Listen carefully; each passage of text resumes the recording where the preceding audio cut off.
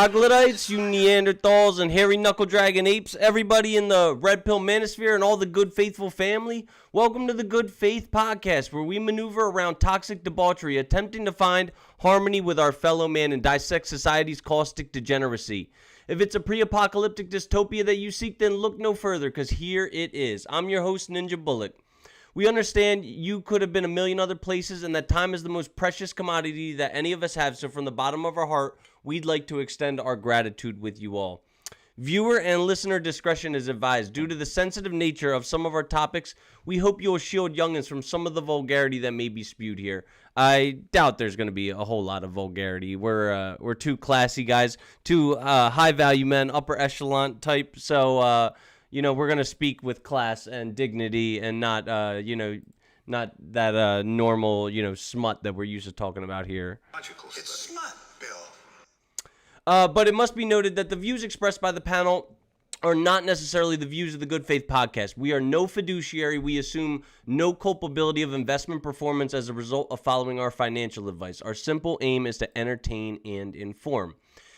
Anybody living in the greater Philadelphia area interested in making an appearance on our show can reach me in a DM on Facebook or Instagram at Christopher Bulick. See our Patreon link in the description if you'd like to make a campaign contribution to facilitate our meteoric rise. There it is. It's beautiful. Take your hat off, boy. That's a dollar bill. But in all seriousness, times are tough. Any proceeds we receive will be going towards avoiding eviction, keeping the lights on, medicating Clark with all of his health concerns, and feeding our gracious guests. Once again, if you feel you've been given value by us, it takes a little extra effort to like, subscribe, hit the notification bell so that every time we go live, you can be notified. Speaking of notifications, this is your notification. The Good Faith Podcast is now available not only on YouTube, but Twitch, Apple Podcasts, Spotify, Patreon, Amazon Music, Samsung Podcasts, Listen Notes, iHeartRadio, Pandora, and RSS.com. We'll keep pushing out these episodes so long as our following stays growing.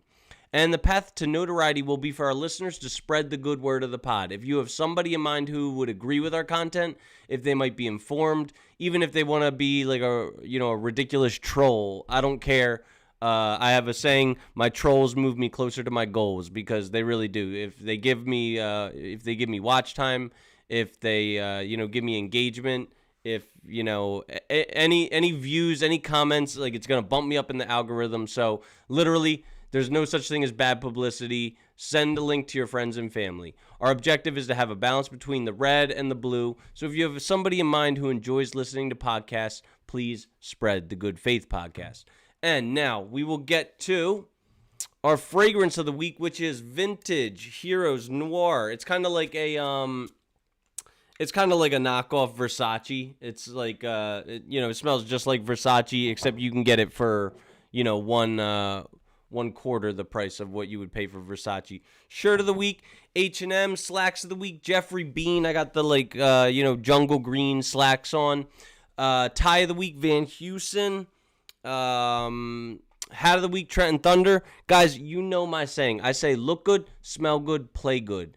Our director of the week is James Cameron, and our movie of the week is probably James Cameron's Piece de Resistance, which is The Titanic. And our villain of the week, did you guys think it was going to be Cal? He is not our villain of the week. Our villain of the week is none other than Rose. And I'm going to talk with my guest of the week if he agrees with me. My opinion is that Rose is treacherous. She's an example of how female hypergamy can lead a woman astray. Women do not crave stability. They do not crave predictability. They do not crave security. What they crave is excitement. They crave an emotional spike. They crave a guy like Leonardo DiCaprio, a homeless drifter who's going to just paint her naked, steal a valuable diamond out of the safe, and and then when he has served his purpose, what will she do? She'll let him drown on a door. So do not think that Cal is the villain. Cal did right by her. He might have been a little bit toxic in some ways, but so was Leonardo DiCaprio. No one else in that movie was as toxic though as Rose, and we can discuss that a little bit more. But at this time, I'm going to bring on my special guest of the episode. His name is Glen Gilbert. He is a podcast host. He's from the Seattle area, and I love what I've seen from him. I think he's like an untouched gem, in like a diamond in the rough of the podcasting space, because he's already a very articulate man. He's already, very well read, very well dressed. He's very high class, and he doesn't have a ton of viewers right yet, but I think that if he continues to do all of the right things, I think it's only a matter of time before his channel explodes. Met him from the Men of Action program, and without further ado, let me bring him on. Glenn, how are you? I'm doing well, Chris. Thank you for the kind words. I really appreciate it. It's really good to see you. I just wanted to add, I've been watching your rise too, and it's great to see how well you're coming along, and I hope your cat's doing well. Can you see him on the screen? Are you able to see him? No, I just know I know you've got one. Doesn't he have like a disease state where it's like you're? He's he's epileptic, so I have to give him medication twice a day. But ever since I started giving him the medication, I don't think he's had a seizure, so at least it's working. That's awesome. That's awesome. What, how are you? How have you been? I've been doing well. Just doing a lot of podcasting, doing a lot of working, and just staying focused, man. Or doing my best to try and stay focused. Yeah, yeah. But yeah, the podcast is my main side gig right now, and I'm working with a producer to get our content out there in a more efficient manner. So hopefully we can get things going here shortly. And what was your last episode? Because I know the last episode that I saw, and I think it might be the last episode on your channel, is with that like trauma coach. So the most recent one I think we put out was we had a chat. Her name is Dr. Jackie Black. She's a relationship coach. She has a PhD. She's been in the, I think, corporate world for like 30 plus years. And now she's helping a lot of people through their relationships and the troubles associated with, what people might encounter with that. We had a great discussion on how guys that might be struggling in relationships, basically how they can start improving it. All right. Well, I would like to also talk about those kind of things on this episode. Would you please, for our guests, introduce yourself by your name, age, occupation, and highest level of education completed? Yeah, my name is Glen Gilbert. I'm 57 years old. I've been in healthcare in different various roles for over 25 years, and highest level of education is a master's. All right. And what's master's in what? It's informatics and information systems. Oh, wow. Sounds above my pay grade. What's your alma mater? I graduated from the University of Colorado. Oh, nice. All right, long time ago. Yeah, so go Buffalo. It's exciting to see what happened with the football team and Deion Sanders and everything, bringing some national attention to the program, because their football team has been pretty bad over the past few decades. Yeah.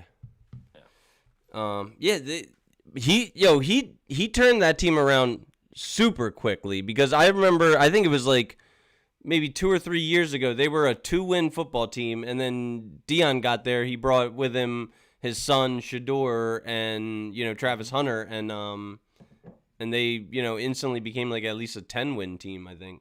Oh yeah, they were even fighting for the top 25, ranking nationally and all that kind of stuff. And I think last year was one of their best seasons ever. Well, not ever, but in a long time. Yeah. It was great to see Hunter get the Heisman. I thought that was a really great win for him. If you want to get into relationships, I see what's happening with his marriage and stuff, and it's, I wish the guy the best, but I know there's some tumultuous things happening there. Yeah, well, why don't we talk about that? I mean, because I feel like the community of men, across social media has been warning him like, hey, like no, and like I don't think men ever say like don't marry that girl. Maybe there might be like a few, but like I think men for the most part say like, hey, you can love who you're going to love, but guard yourself, and we've talked about this plenty. Guard yourself with a prenup, or guard yourself with some type of instrument that will keep a divorce from ruining you. Right, right. I know James Sexton, I think he was offering all NFL rookies a free prenup, I think. I Hmm. could be mistaken about that. If someone wants to go check me on that, please correct me. Happy to say I'm wrong on that, but I think James Sexton put something out there saying all NFL rookies can have a prenup from me for free. Happy to help them. And I don't know if Travis Hunter set something up like that. I've heard rumors. I'm not one to say, this is what happened to him and this is where he's acting. But the rumors and just the reactions, just her actions alone, what I saw when he won the award, I think she was the only one still sitting when he won Hmm. his Heisman, which Mm-hmm. is, I mean, for a kid, he's what, 20? I mean, the biggest thing a young college athlete can get is to say you're the best in your sport, Mm-hmm. and to have the one person that's supposed to be closest to you not show at least some respect, appreciation and congratulations and support. I honestly felt bad for the guy. I'm like, it's gonna be rough. Yeah, and and coming to Philadelphia, we have the other end of the spectrum, and you love to see it with our guy, Saquon Barkley. Like his girlfriend was with him all through college, all through his pro career. I think he's now in his like, sixth or seventh year of his professional career, and he just recently got married. And like it just seemed so much more genuine. Like I don't think anybody was warning Saquon Barkley that his girl was, was in it for ulterior motives and stuff like that. Mm-hmm. Like Oh, that's nice. Okay. yeah. Yeah, I mean, I've talked to some guests where, and I've been on other people's podcasts where we talk about prenups, and I was asked why do men not want to get married? And my response was, men don't see marriage as I would think in general, and from what I've witnessed, in my opinion, is like I don't believe men in general think marriage is a romantic gesture anymore, whereas I think women still do. Mm-hmm. And then I followed that up as, well, why do you think women don't want to, sign a prenup? Because it's basically, my understanding, it's going to be just an insurance policy to make sure everything's okay if something happens. Say if somebody changes their mind and doesn't fall in love or doesn't want to continue falling or being in love with somebody, their spouse or something. And so there's those areas of contention where it's, well, men don't want to get married and women don't want to sign a prenup. And it's like, well, men don't see it as a romantic gesture, and women think it's a very unromantic gesture for a prenup. So there's still this dynamic that's going on. Both could be positives and show benefit, but I think right now people are looking at both as a negative. But I mean, I'm kind of on the side of I'm not going to get married again unless I get offered a prenup by my girl. Okay. Yeah. Huh. And I'm assuming it sounds like that conversation has been a little bit tumultuous in your past talking about a prenup, or She's so the girl I'm dating, I love her. We've been together for about a year and a half. She's one of the smartest women I know, I've met.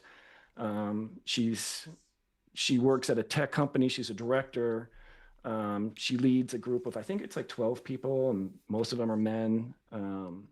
Incredibly smart, super driven. And she loves that I lead the relationship. She mm-hmm. loves it. She embraces her femininity. She allows me to, we don't fight about my masculinity. She allows me to lead the relationship and she loves it. And I love her for that. but she's also very traditional. She's Latina. She's from Brazil. She's very traditional, and it was very difficult for her to accept the fact that I'm like, I don't want to get married. I believe in prenups. Um, I'm not going to get married right away. I want to know who I'm with, and if we are on the same, if we can see eye to eye on stuff. And one Hmm. of those things is a prenup, and it's and I told her this is more for her than me. She's the breadwinner. I am not. I'm like, this is for your safety. This is for your insurance, not mine. And it took her a while to be like, oh. And she looked into it. She actually even went to James Sexton's website. She was telling me how it's like, wow, it's really detailed. I'm like, yeah, it has to be. Yeah. And so we talked about that for a little while. And I'm like, if this is really something that's important to you, present me with a prenup, and I'll look it over and we can go from there. But right now, where things stand, um, I'm not looking at marriage anytime soon. I've I've even had the crazy thought of like putting all like it if I if I maybe wanted to just avoid all the awkwardness of a prenup, and I trust my parents so much, maybe just putting all of all of my wealth in my parents' name, and then if I get divorced, then here you can have all that's left, which is not it's gonna be like my checking account and stuff like that. I wish I could remember the soccer player's name, but there's an international soccer player. I don't remember where he's from. I think it Married might have this. been was it it might have been Ronaldo possibly, Ronaldo or Messi, or I'm not. No, I don't think it was either of No. those guys. Okay, This okay, guy okay. he was a younger kid. I think he was in his early 20s. Married this woman, and she ended up divorcing him. I want to say 3 to 5 years later. I don't remember the Hmm. specifics. What I understand is they were married for a short time, and she went to get alimony from him. It turned out, I think she might have been a model or something, but she was making more money than him Hmm. because he gave everything to his mother. Yeah. All his assets were in his mother's name. So basically, he was broke. He had nothing. She was making more money, and I hope someone checks me on this, and I would be like, please correct me, but I think she ended up paying him alimony because it showed in the courts that she makes more money than him because he put everything in his mother's name. Like, and so anything he asked for, he's like, Mom, I want to buy a house. She's like, here you go. There's money. Mom, I want to buy this. Yep, here you go. So she would just basically like, okay, and give him whatever he needed. But it was under his mom's uh, control, which was I thought brilliant. I mean, Yeah. that's great. It goes back to, are people getting married for love or for money? Is it something to where it's like, we're going to run into, if we're going to be committed to each other and we're going to run into tough times and be monogamous, and we're going to run into other people that are going to approach us and all this kind of stuff, if we still have that commitment to each other and are monogamous to each other and understand that, we're going to run into things where it's going to be rough or whatnot. But if there's always that love and respect for each other, a prenup is just something to be like, okay, it's just a safety net for us. Hmm. And the cool thing about a prenup is you can change it every few years or whatnot. But if someone's like nefarious or disingenuous, and just saying, oh, I'm going to make this promise for a lifetime, but I'll recheck that in 5 years. It's like, well, you know, why? And I think it's on both sides, men and women, that are going to do this. But this, I don't know the nuances or why this guy, the soccer player, did it like this. And it might have been his mother interjecting, saying, you know, I don't trust her, or I don't know. I don't know. I don't want to, I don't know. I don't know all the nuances. I shouldn't say anything, but it was really interesting. He put everything under her name. And then a few years later, she divorced him without that knowledge, and thought she could get like millions and millions from him. And he ended up getting alimony from her. And it's like, well, why did you marry him then? You know? Yeah, I hate the concept of alimony too. We've talked. I think we talked about this on your podcast when I was a guest on your podcast, and like I understand it back in the 1930s when a woman basically passed up on a career entirely to be a homemaker, and then a husband could just divorce her out of the blue, and then she would be left high and dry with no money whatsoever, then yeah, it makes sense for a woman in that position to get spousal support. But it's the modern age, like women are financially empowered. A lot of the times they're more educated than men. They have every single avenue to be, financially stable, all on their own, and there should be no alimony anymore. Well, it's all, yeah, you're absolutely right. As far as, not leaving someone, one person in the marriage out to dry. We don't want to Hmm. leave them just on the curb after everything they've Yeah. been through and sacrificed. And if someone's willing to be like, okay, you're going to marry me, and then you're asking me not to work, everybody changes their minds. And if you're willing to set something up for me, in other words, a prenup, I don't see that as a, it, I have, I don't see why that would be such an issue of contention. I can understand it's not being very romantic or whatever, or prenup, but it's still saying it's an insurance policy. And nowadays, women are making a lot of money. Most of them, I think there's a larger percentage of women graduating from college. At least they are enrolling in the colleges, where there's, Oh yeah. a percentage of more women than men enrolling in the colleges.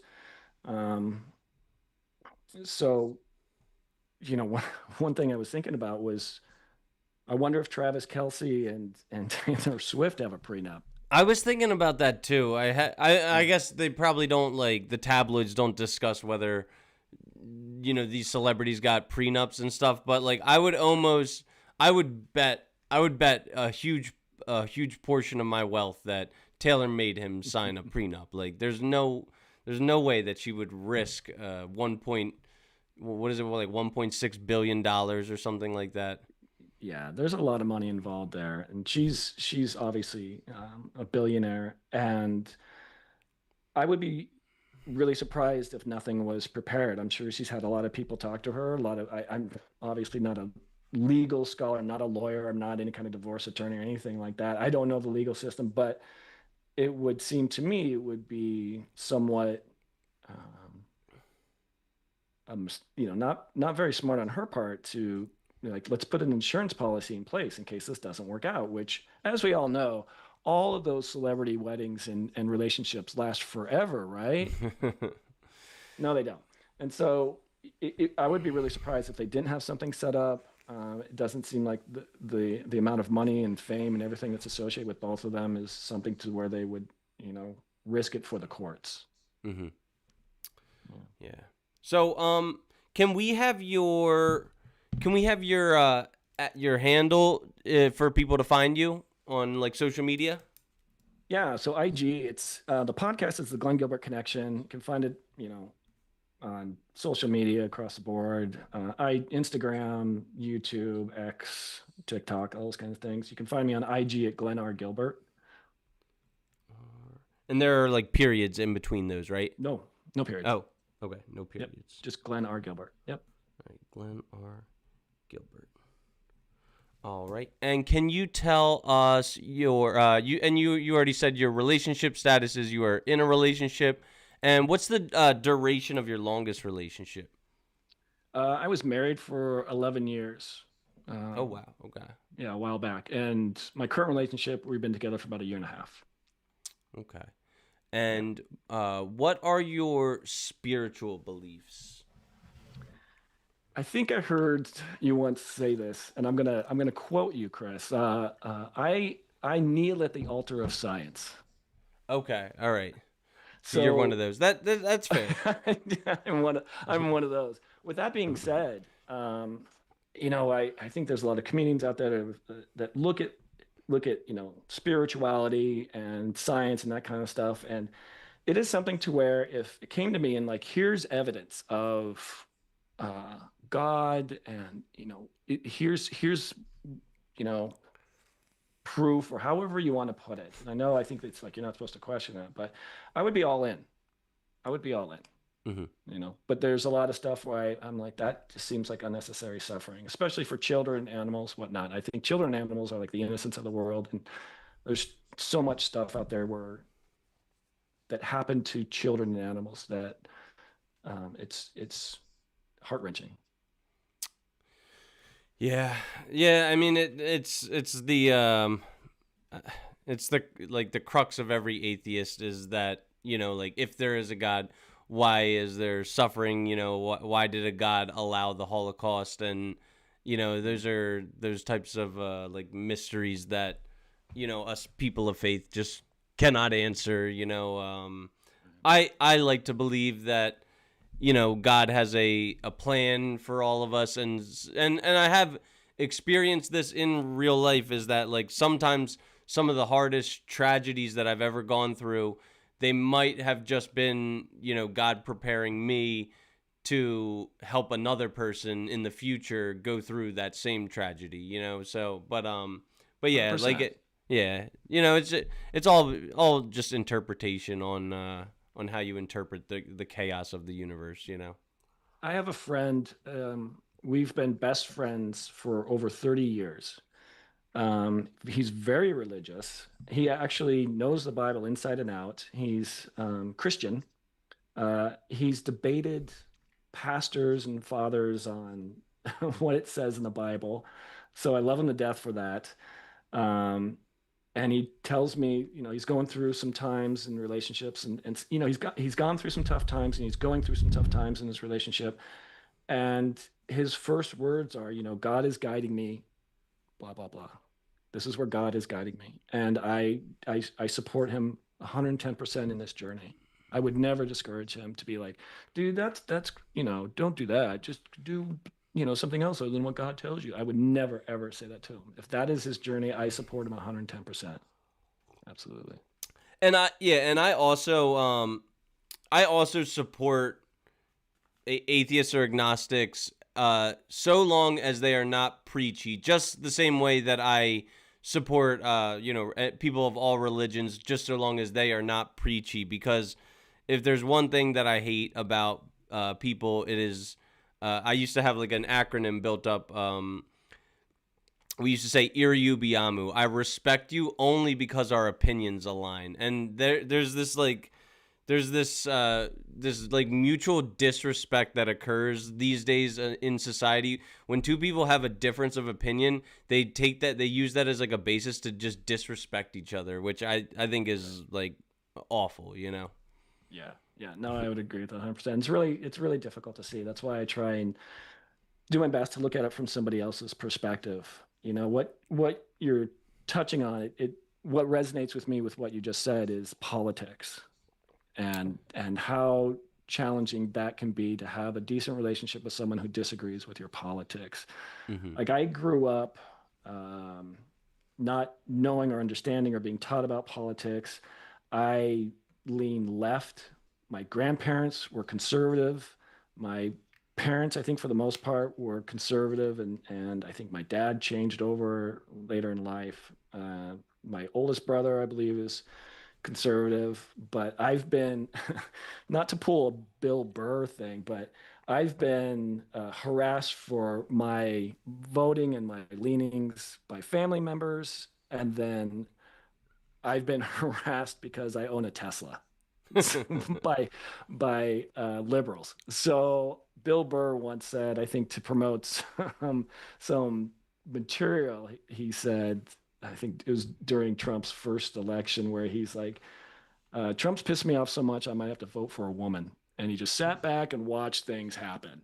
And so he's kind of doing a both sides thing. And the way I look at it, it's just it's unfortunate it has to come down to, if people are disagreeing over, how they politics. I mean, it got for me. It got to the point of where family members weren't. I wasn't speaking to family members because I was getting harassed and I was trying to defend myself, and it just wasn't being heard. So I was like, I have to back off. And now it's like, hey, if you believe in who you believe, you want to support who you support. It's like, if you can tell me why, that'd be great. I would like to understand where you're coming from. You know, so. Yeah, and I think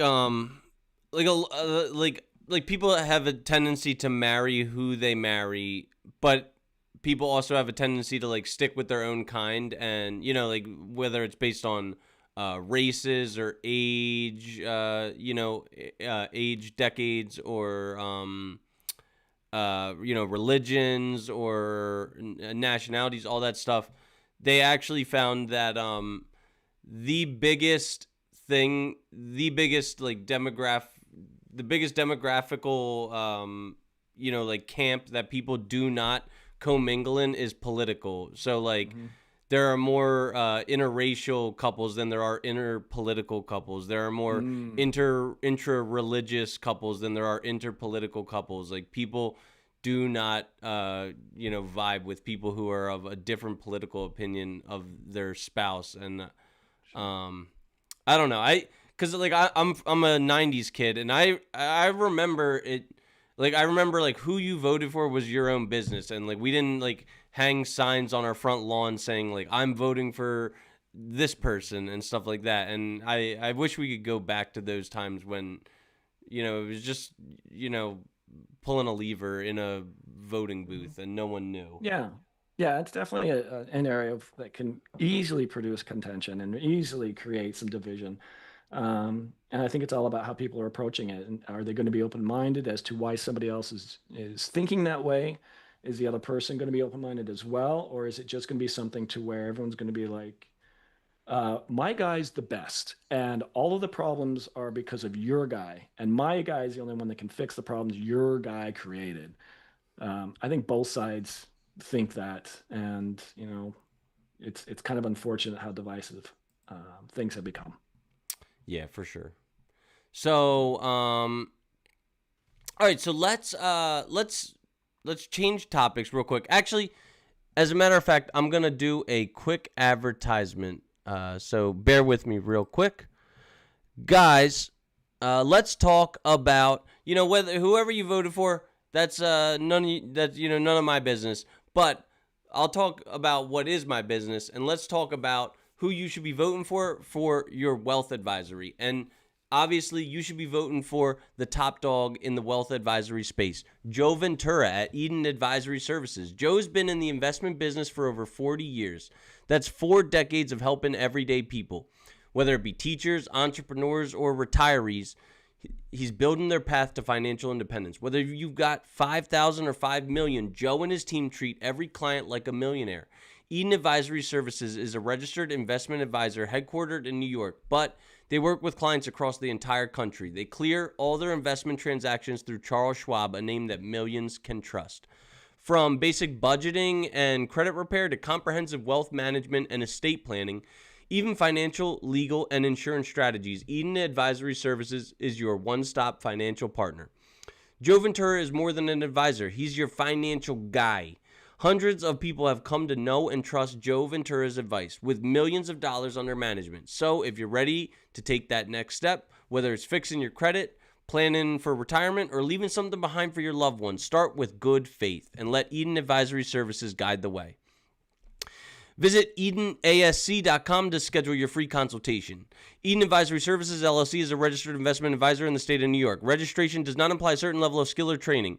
Advisory services are only offered to clients or prospective clients where Eden Advisory Services, LLC and its representatives are properly licensed or exempt from licensure. All investing involves risk, including the potential loss of principal. Past performance is not a guarantee of future results. This advertisement is for informational purposes only and does not constitute a recommendation or offer to buy or sell any securities. Would you guys like to continue on your financial path in good faith? Then contact Joe Ventura and Eden Advisory Services. Investing in people, not just portfolios. All right, and we are back. So, why don't you tell me about, because like this episode is about, being a high value man, which I think you are a high value man. Why don't you tell me a little bit about socially what that entails? What have you learned through your life about being social and like networking with others?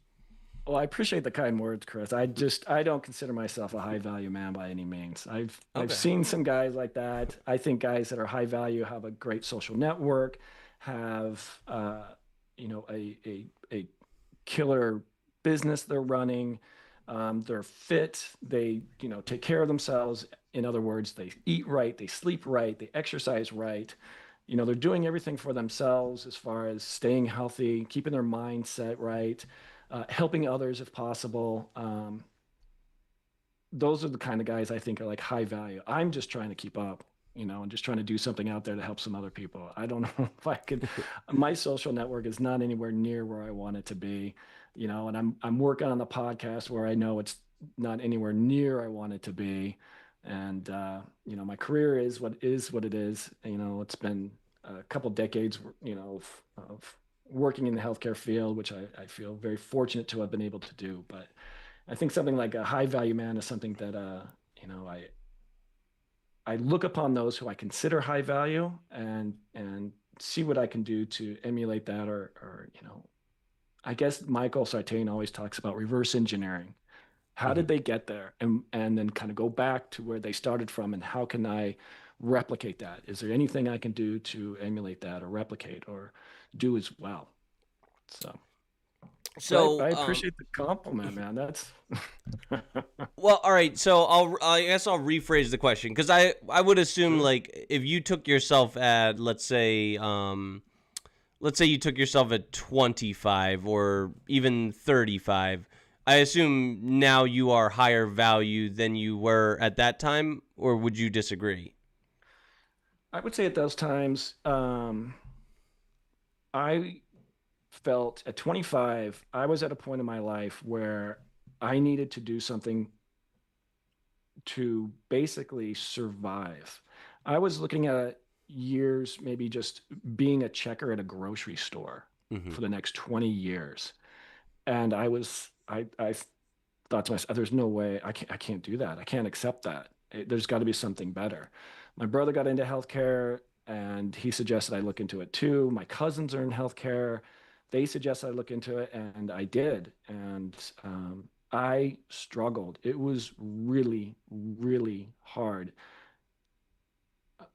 Jerry Seinfeld once said, walking away from college, the only thing he really learned is um, a dedication, a commitment to the work. And that's why he was like a gym rat in comedy, because that he just learned how to stick to it. And that's what I basically learned in college. I mean, I learned a lot of stuff, and it was really hard for me to keep up, but I had to continue working really hard to make it happen. Hmm. And that's what I take away from now is like, and I'm sure you can probably relate to this. Right now, it's like, I'd like to see my podcast do better. I want to, how can I get more better content out there? What can I do to improve how I'm coming across? What is my message not good enough? How can I improve my message? How can we provide, better tools for people that might need it? That kind of thing. And so it's just like this, it's going to be a grind, but it's nothing that I haven't done before. Yeah. And like there and what like one thing I like about you is you don't seem like you're willing to take shortcuts. Like I've before I discovered Men of Action, I there like so there's like Facebook groups called like sub for sub. You're basically just like, clicking a link, you're subscribing to their channel, they're subscribing to your channel. So I did that, for hundreds and hundreds of subscribers. That's why I have, like over 1,000. But like in terms of actual organic subscribers, I probably only have a couple hundred of those, and yeah, so I can tell that you've never done that. You've never like taken those types of shortcuts, and like but like and now I have stopped too, because I would much rather organically grow my channel and just put, because like that right there is work to do all that work to like communicate with all those people. And I even have like met some actual like genuine people through those outlets and stuff like that. But now I just choose to put my like attention and my focus into just making as good of a podcast as I can. And I think through Men of Action, I've gotten so many awesome guests that have contributed to the show so well. Have like taught me a lot, and it's and now I'm even learning how to, because like the reason why I got into this program was so I could like network with people and be more outgoing and actually like connect with more strangers. And like I'm even, I feel like to quote like Malcolm Gladwell is like I'm getting close to that tipping point, Yeah, I think one of the who's your coach, real quick? Kareem. Kareem. I bet you Kareem is not going to allow you to take shortcuts. Yeah. I think he would call you out, and he would be like making you own up to just doing whatever you need to do, holding you accountable for what you need to do. And he's not going to allow you to make shortcuts, because shortcuts aren't going to get you to where you want to be. It's from my experiences. I mean, people can do shortcuts and stuff, and maybe that'll help them get there. But in my experience and what I've observed, it doesn't lead you to where you want to be. I've got family members who would be like, if you take this supplement, you can lose 40 pounds. Just take this supplement. And I look at it and I say, how about taking a lap? It's just like, why don't you exercise? Little things like that. It's like, stop taking a shortcut. It's going to be hard work. If you want to make, like I think Michael says, it's hard work if you want to make your first $1,000,000. It's hard work. But if you put the time and effort into grinding away and you do it right, you'll get the rewards, just like creating a social circle. Yeah. Social circle with women, it's hard work. If you're starting from nothing, it's not easy. And that's Michael talks about it. I've had an episode about it. I think it was my birthday. I named the episode it's hard. It's supposed to be hard, because if it wasn't hard, everyone would do it.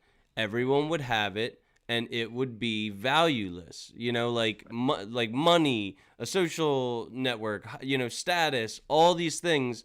The only reason that they're of any value is because they are scarce, and that's like all that we focus on in Men of Action is acquiring access to scarce resources. And it is difficult and it is rare to acquire the access to those things, because most people just do not want to do the hard work that it takes to get it.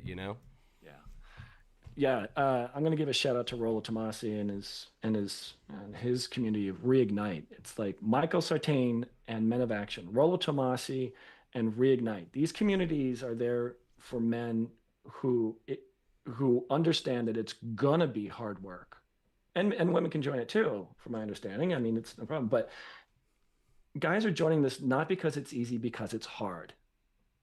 But they also understand what the rewards are from that hard work. If you put the time and effort in, you'll get the rewards out of it.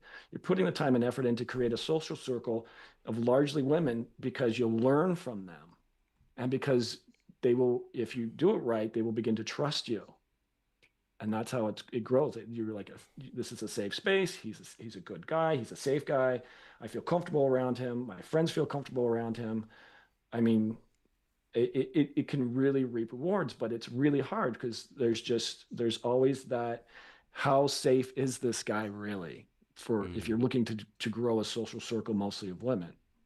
Are you providing a safe space? How are you providing it? What are you doing about it? Those kinds of things to keep in mind. But yeah, it's hard. Cutting corners is not the way. I mean, I would suggest, if someone can avoid cutting corners and take the dark path down the valley of darkness or whatever, if you need to do that to get to where you want to be, that's probably what you should do. If you're trying to cut a corner and avoid it, you're just going to keep running into the same problems. It'd be like the big joke is, if I go to this counselor, or there's this guy that goes to this counselor, therapist, and he goes to her and says, yeah, this is my 5th divorce. I don't know what's wrong with these women. Like, you're blaming all these other people, and you're the common denominator. And if you don't want to change anything that you're doing, I look at that as like, that's the easy way out, because you're not willing to do any work to get different outcomes. If you're just expecting other people to adhere to you, and it keeps getting poor outcomes, and it's not getting to where you want to be in life, probably I would look at that and say, well, maybe are you cutting corners? Are you trying to do the short way, the easy way? Or are you actually looking at yourself and going, what can I do to improve myself? And I think that's what Men of Action really is all about. It's like, what can I do to improve myself? Yeah. So. And how many Men of Action are in Seattle? I know Casey is, and and I have him coming on the podcast in the near yeah? future. Casey. Are there any other men of action in Seattle? Oh yeah. I'm just trying to pull up. Where's my list? There's a bunch of guys. Because here in Philly, we just got our fourth, and I feel like we're like an army with troops that are just like way too spread out. You know, we're not like unified necessarily. You know. Yeah, we're kind of spread out up in Seattle too. I mean, let me see if I go down this list. There's Kevin Yu. There's David Gamez, I think. I apologize if I mispronounce. Casey Kruger, like you mentioned. Ivan Alexander. So at least four guys off the list. They're just filling the stream. Who else? Yeah, I don't have a list. Laura Ben, Aheron.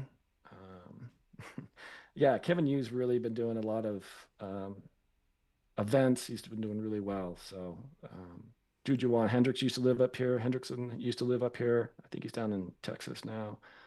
Who else?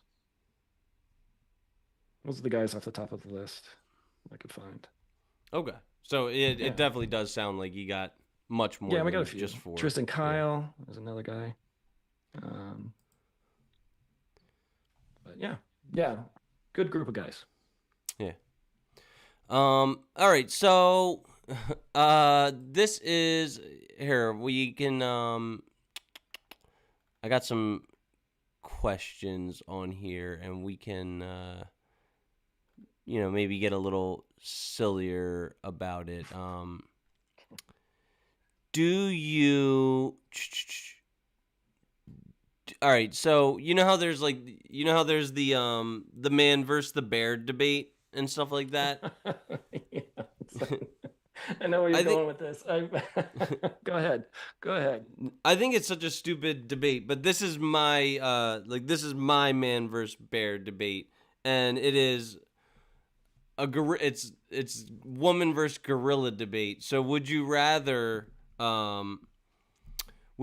be the first soldier in an army of 100 men to charge at an alpha male silverback gorilla and, in battle to the death with that? Or would you rather be the last man in an army of 100 to have a gangbang with Miss Bonnie Blue? So what I'd be doing is lacing up my Air Jordans and telling the other guys that I don't need to outrun the silverback, and I don't need to get in this line. I just need to outrun you guys, and I'm just going to run as far away from both of those as I can because I don't want to be involved in either one. I am out. Okay. All right. All right, like, I have no objection to a man saying that. Let's say, because I think I have this like theory about the way that women would answer this question on behalf of men, and I think that because men are the dispensable sex, women, if I were to ask, if I were to ask 100 girlfriends, wives, fiancés of men on their behalf, I think that there would be an overwhelming amount of women that say, I would rather, and my husband or my boyfriend would rather charge at an alpha male silverback gorilla because they would rather their man die with dignity and honor than live with dishonor and shame. Do you think that is like an accurate assessment? So they would rather see their man destroyed rather than sleep with another woman. Yeah, I believe it. I mean, I don't have the data to support this claim, but I believe it is. I believe it would hold water. So in general, do men want to provide and protect? Yes. That's a good question. And do you know who like Andrew Wilson is? Yep. Yeah, like he had like an art. See, like I think in general, yes, men do want to like provide their duty that that is assigned in their gender role. I think where he believes and where a lot of guys believe is like what is the corresponding duty of modern women to men? It does not seem to be purity any longer. It does not seem to be like domestic submission any longer. It does not seem to be, like obedience and like following the lead of men. Like modern feminism is wanting the authority of men, the privilege of women, and the responsibility of children. Like it's just so yeah, like I don't know. I don't I I would think think if they're, yeah, I would think if they're, if they have a stake in that, like, are they associate? Are they married to the man that's going to protect them from this silverback gorilla? Is it these 100 guys that are all spoused up and they have a significant other, or they're married, or they're in a long-term relationships, or somebody else is depending upon them to protect themselves? Protect. All right, the guys are there to protect these women, type of thing, or the guy's just like, I got to take this silverback out because we're hungry, we need some food, and that kind of stuff. So it's like, what is the context behind these, the thought behind women saying my man should take on a silverback rather than sleep another woman? I think in general, most, if someone is like, I'd rather have my spouse save me or do something to protect me rather than sleep with another woman. I yeah. think in general, that's how they feel, and that's what I would take away from that. um you know And I guess this kind of like brings us full circle to what I was talking about in the introduction. Do you think do you think that like Rose from Titanic is an accurate portrayal of like female hypergamy in the event of like in the event of like the Titanic going down, or a building fire, or like if there's like a huge large scale catastrophe? Do you think that like female hypergamy would react in that sort of way? so thinking about that situation, it's so Jack Dawson was her, she's an alpha widow of Jack Dawson, right? Yeah, yeah, Jack was her all. He was yeah. everything. And with what Cal, that guy's name, Hmm. her fiance, she was feeling, if I remember correctly, like he was basically controlling her, like stifling her, like expectations of her because of the society and the crowd that she rode with, she was in. Even her fiance, the expectations were so much that she just felt what, strangled, like she was just suffocating in that environment. And he was part of that environment. And she see this other guy that's, he's he's freewheeling, he adores her, they go dancing with all of the other, what was it, like The the steer, other, like the this, steerage, like the yeah, they went guys down to shoveling steerage and coal had a into a party. furnace. Yeah. Yeah, yeah, and they're dancing, and it's just like, hey, this is what we can do. We don't, you have no pressures of society's expectations on you. The way I look at it is Jack took her, those pressures she was experiencing, and took all those pressures away from her, off her shoulders. He's like, you're with me. Every time they were running around, he was pulling her along, basically kind of leading that relationship, if you will. This is, here, let me take you to this cool place, and we can have a lot of fun. And I'm going to rescue you from committing suicide, type of thing. And I'm going to sit at a table with these snobs, and I'll be like, yeah, thanks, guys. And he's like, threw the matches back at Cal, and he's like, here you go, buddy. Thanks, or whatever it was, you know, and was just like, hey, I'm cool with all you guys. This is not my bag, babe. Let's go, and let's go to a real party. And they were Hmm. just like lived it up, and that's what I think is a way to lead a relationship, right? It's not pressuring her. It's not, you succumb to me and you need to do these things, and these are your expectations. It's like, hey, babe, these are the things. This is my world. Is kind of what Jack did. Like, this is my world. You're more than welcome to come on in. Hmm. Love you to join me. Let me take you around. Let's go have some fun. Let me save your life. Let's go fool around for a little bit in the car. I mean, this is great stuff. I mean, holy cow, who, the dude was killing it. It's too bad that he had to, sacrifice his life for it. It's like, yep, this is what he had to do. This is what he had to do. So she lives. And it's almost like one of those things like in Saving Private Ryan, where the very end, it was like, earn this, Yeah, yeah, yeah. earn this life that you were given. Right. And that's kind of how I look at, he sacrificed himself for her and she never forgot it. Mm. She never forgot that treatment of this guy, bringing her into his world. He was able to be, stand up to all of the society hobnobs that were trying to ridicule him and insult him. He's like, yeah, whatever, dudes, babe, come on, let's go have a good time. You know? So I think And he led her to a place of where she didn't have to worry about anything. I think, is it Sterling Cooper talks about this, right? Sterling Cooper, he's a porn star. He was an yeah. escort for a while. One of the things he said is, and I'm paraphrasing. Um, I think he was an escort for high power, high profile, high powered women, Hmm. right? That role, especially for women, carries a lot of responsibilities, a lot of weight, a lot of expectations.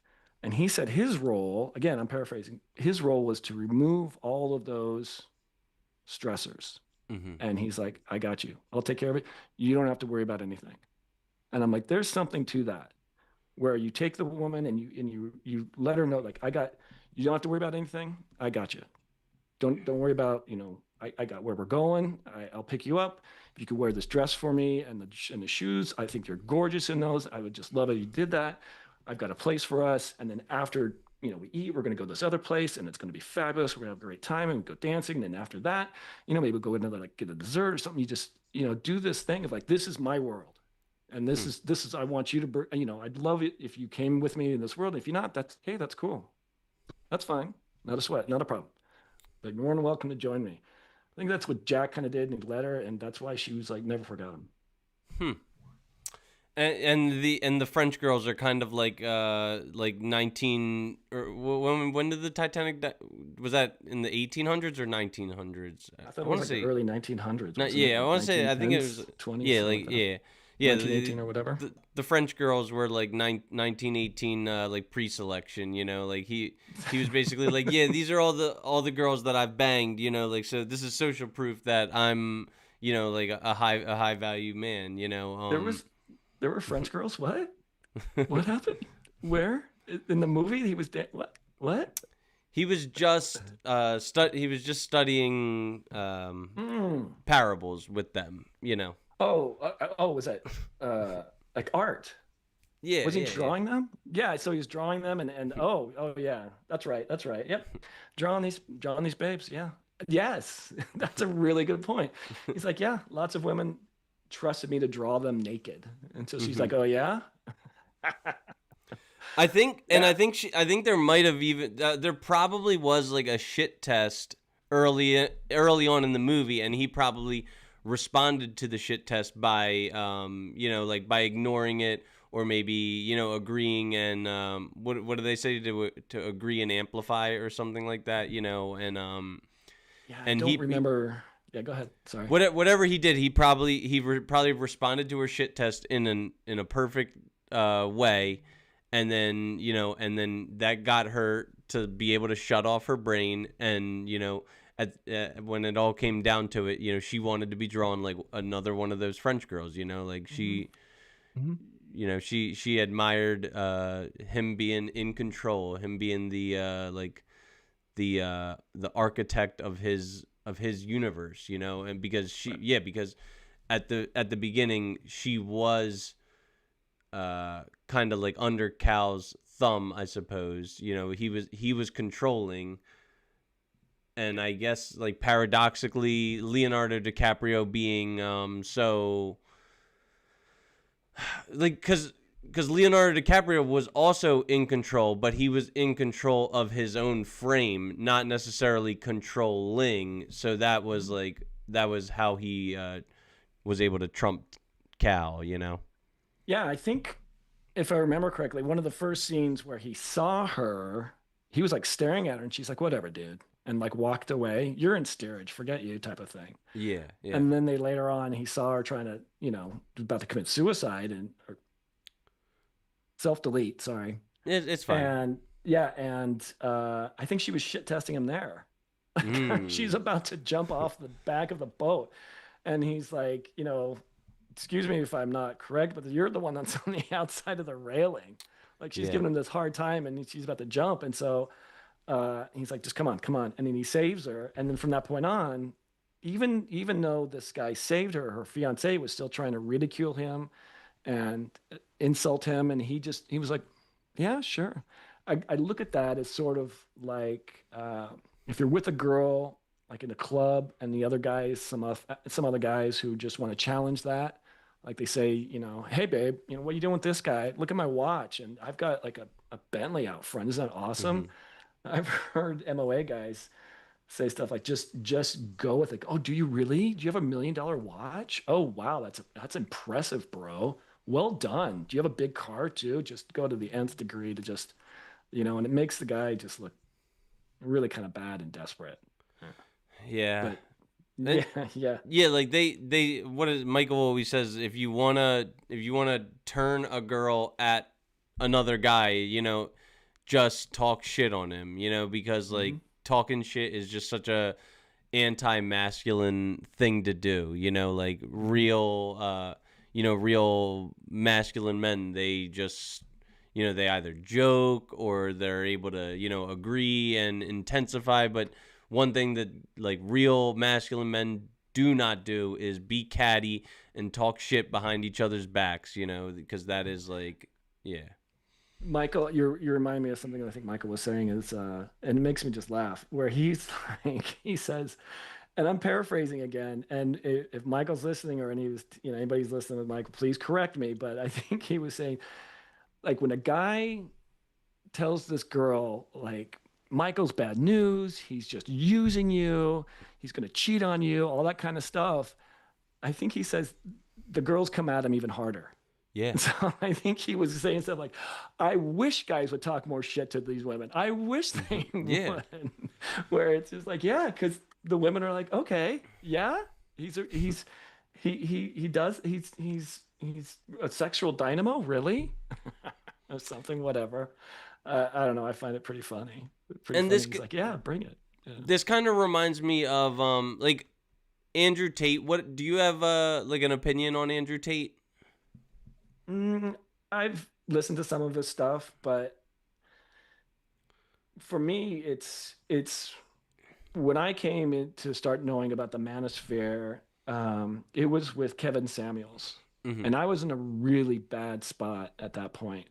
And then, I started listening to these stuff and I heard, everyone talk about it and all the different points of view on the manosphere and the red pill and what this means. But Kevin Samuels, there was a lot of sensationalism around him. Hmm. And what I liked about him is that I think he had, and again, I don't remember, and if someone out there, please correct me. I think he had a degree. I think he had a degree in like chemical engineering. He was a youth pastor. Hmm. He became a sales executive, Yep. and he was doing all these really great things. I know Andrew Tate was a kickboxer. I don't know too much about his endeavors. But the point being is I look at like different points of view from what people were providing. What resonated with me with Kevin was even though he was coming, I mean, some of the sensationalism that came out in the shorts, it was more if you listen to the longer content, he came from a place of almost like love of like I see as a woman approaching him wanting to be rated, he's like, this is what you're going to be running into. And then when they got mad at him, he would defend himself and be like, hey, this is reality. If you don't like it, you don't need to talk to me. Why are you calling? I saw some of that with Andrew, but what I really liked about what Michael and Rollo and even Orion Terban are doing is here's studies, here's factual evidence, here's evolutionary psychology. Hmm. Like Orion Taraban has gone out to bars and intentionally wanted to pick up women cold, talk to them cold and understand that rejection that feeling of rejection that men experience. Rollo has been in this space for what, decades? And he studied psychology in college, and so he's well versed in this. Michael is using like statistics and evolutionary psychology to understand the behaviors of men and women. Um, and so I look at that, and I think Kevin Samuels came from a space of, um, you know, knowing women. I mean, he was married, divorced. I think he has a child. He's Mhm. gone through a lot, and he just came out. This is how he knew women and stuff.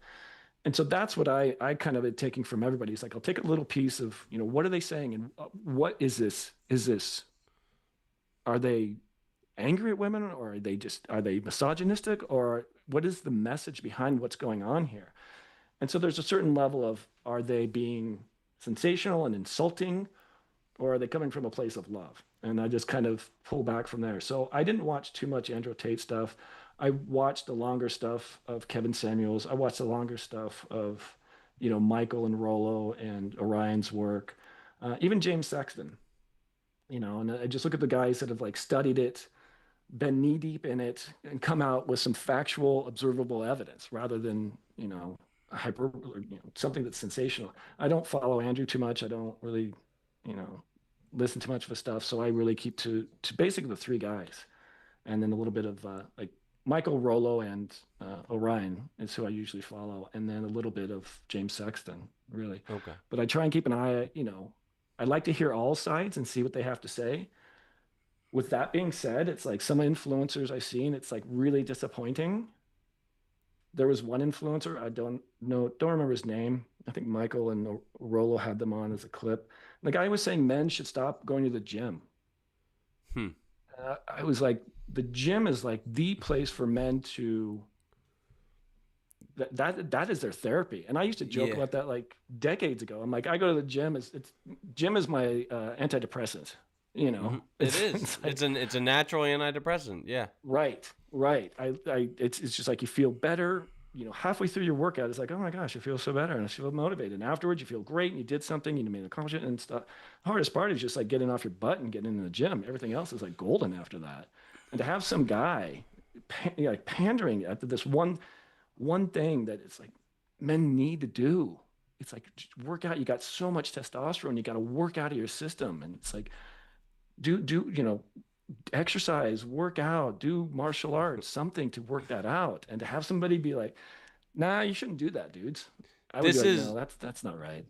this is like making me like this is like because we've talked so much about how much I love Kevin Samuels, and it's awesome that you like we both kind of we both got into this universe by Kevin Samuels. But and it makes me think of like he always used to say like, you weigh as much as a man, ma'am. And like he was, and like he had such a courteous way of like ripping your soul out. But he really said that like there's no mammal on Earth where the females weigh more than the males, except for except for certain uh certain members of like especially his community, like of the African American community. Like a lot of the inner city African American females weigh more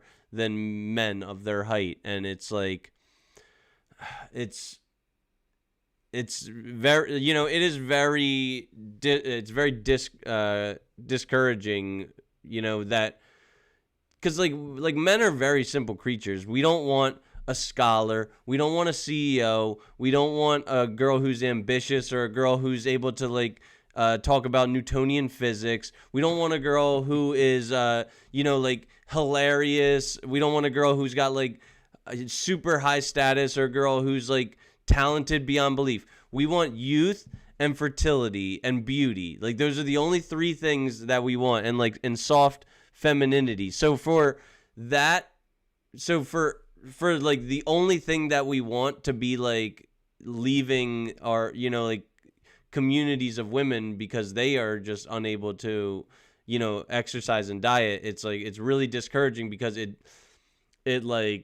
removes all incentives that we have to like exist. There's probably like a billion men on this planet who are only living so they can, like find a woman and be romantic and procreate with her, and like the number of attractive females, I feel like, especially in the West, are like disappearing.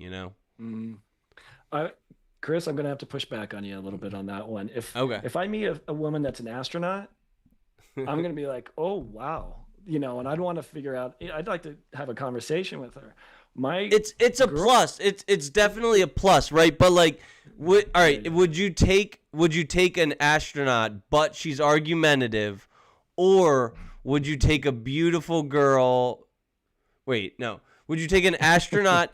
Would you take an astronaut, but she's argumentative, or would you take a barista, but she's like submissive? All things else being the same. Like, is she? I would discuss with the astronaut what it was like. I'd be so fascinated to hear about her life, and I would hope that we could become friends. Yeah. Yeah. If the barista treats me well and she's, we there's some chemistry or something, and she laughs at my silly jokes or something, there would probably be potential for something longer there. Yeah. That's what I would look. But if I could get both of them to be friends and go from there, great. If both of them are just, they don't want any part of me, fine. That's not a problem. My girlfriend, I think, I mean, not to pander, but she knows 4 languages. She's a director at a tech company. She has 10 of 12, 12 reports, 10 of them are men. I find her incredibly smart. She's super witty. She has a great social network. But what I love about her is she allows my masculinity to lead the relationship. Mm-hmm. That's why I'm attracted to her. Yeah. It's like we could have discussions on tech and, what's happening out in that kind of world. Relationships is like the dynamics of having a male dominated field and what to expect. And, all this other stuff. I mean, like she knows Italian, she knows Portuguese, she knows English, Italian, Portuguese, English, and Spanish. So it's like, if I'm trying to learn Spanish and we have these conversations, and so it's like, she's one of the smartest people I know, but just because she's willing to allow me to be in that masculine frame and she loves being in her feminine frame when we're together, she's like, she'll be feisty when she wants to, but for me in our relationship, she's very feminine and it's fantastic. So do guys want to have someone who's always arguing? No, especially if the guy's doing something with himself. Especially if the guy's like, hey, I've got a purpose. I figured out, I'm doing the side gig and along with my regular job. And if he comes home to, arguments and stuff like that, I don't think very many men are going to be very attracted to that. Whereas, if it's a barista and she's pleasant and she's kind and, she's supportive and all these other things. Yeah. I mean, that I would think most men would be like, yeah, has the potential to be probably, in a committed relationship and maybe even more. It just depends, Yeah. So, yeah, I agree. And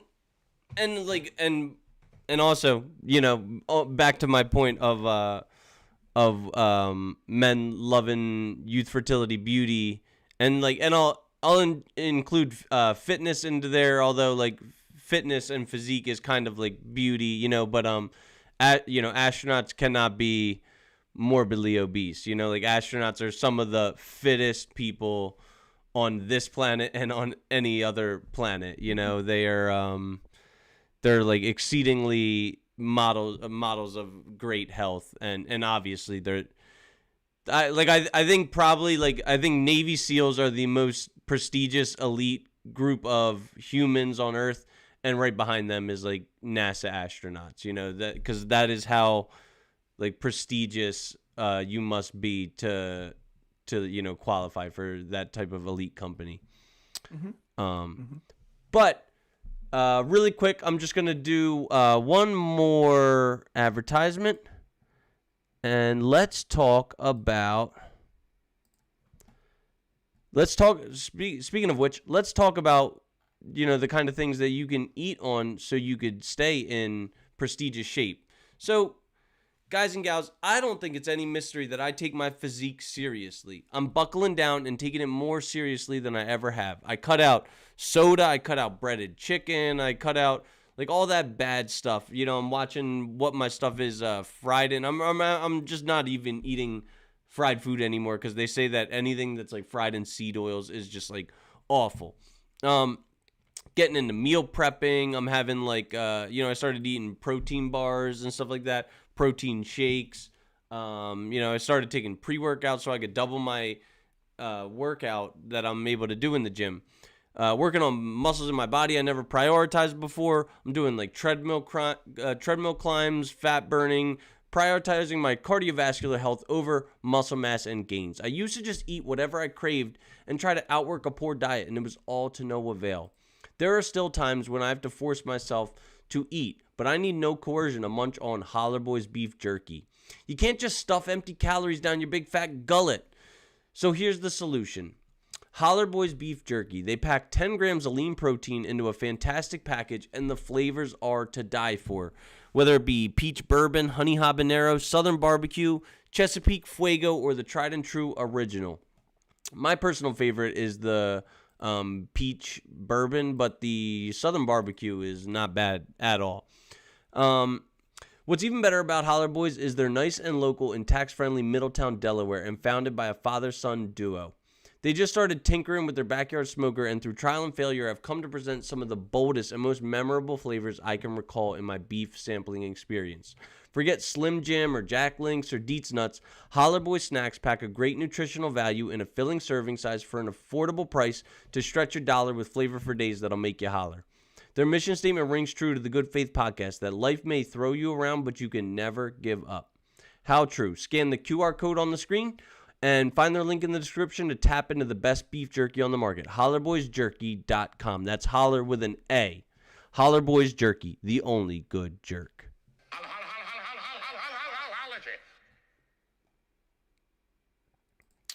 All right.